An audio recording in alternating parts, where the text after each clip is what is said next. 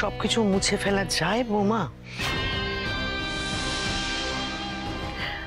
আমার সই শুধু ঋতুজাকে এই কথাই মনে করে দিতে চাইছে যে এখন কিন্তু ওর দায়িত্ব অনেক।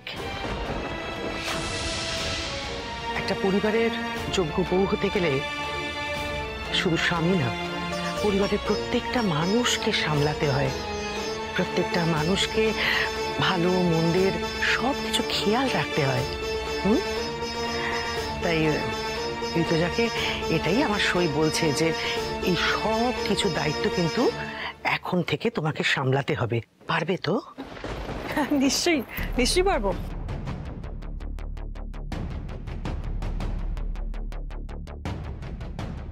একবার আরতিকে নিজের করে পাই, তারপর পুরো পরিবারকেই আমার ইশারায় ওঠবোস করাবো। ডালির নাম চিহ্ন আমি মুছে ফেলবো সবার মন থেকে।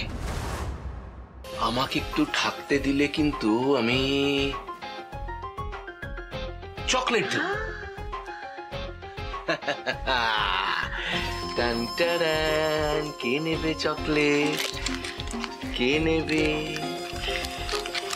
Issue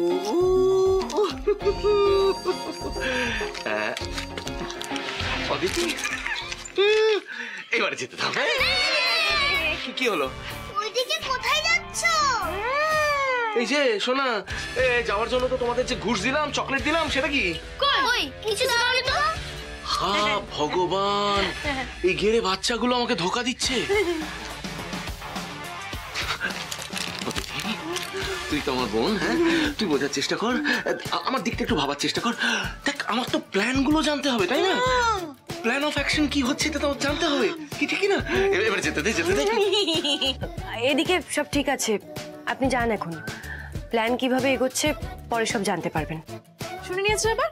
tata. Bye bye. আর যেন তোমার দেখা না পাই। মানে